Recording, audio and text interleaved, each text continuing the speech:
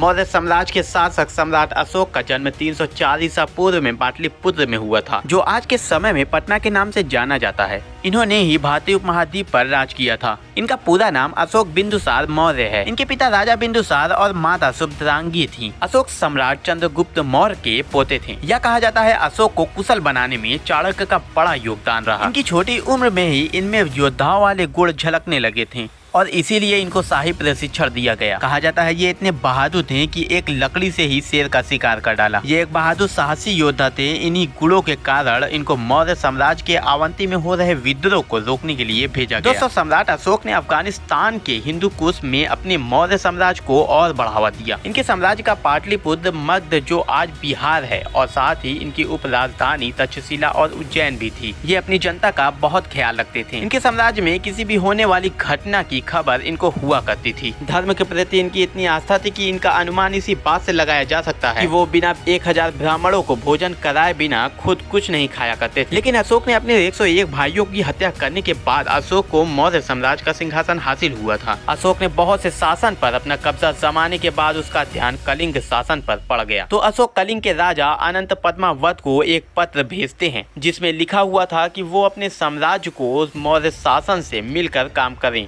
लेकिन इनके प्रस्ताव को कलिंग के राजा ने ठुकरा दिया, जिसके कारण गुस्से में अशोक ने युद्ध का फैसला कर लिया। कलिंग युद्ध सम्राट अशोक के जीवन का पहला और आखिरी युद्ध था, जो मौर्य साम्राज्य के अशोक और कलिंग के राजा अनंत पद्मावत के बीच 261 ईसा पूर्व में लड़ा गया था। इस युद्ध में दोनों सेनाओं के लाखों सैनिक मारे गए थे। यह युद्ध काफी देर तक चलने के बावजूद अभी तक जीत की डोर किसी के हाथों में नहीं थी। लेकिन आखिरकार कलिंग का राजा अनंत पद्मावत मारा जाता है, जिसके कारण अशोक यह युद्ध जीत जाते हैं। लेकिन यह सब देख अशोक को बहुत दुख हुआ। लेकिन इस युद्ध में वह असंख्याओं लोगों का दोषी बन चुका था। इस युद्ध में लाखों शवों के बीच स्वयं को असहाय महसूस करने लगा। इस युद्ध में मारे गए लोगों के शवों ने अशोक के मन को झंझोर दिया था और इसी युद्ध से अशोक का हृदय परिवर्तन हुआ, जिससे जीवन में कभी युद्ध न करने का फैसला किया और उसने बौद्ध धर्म को अपना लिया। अहिंसा के पुजारी बनने के साथ साथ बौद्ध धर्म के प्रचारक भी बन गए थे, जिसके चलते अशोक ने बौद्ध धर्म का प्रसार 50 देश विदेशों में कराया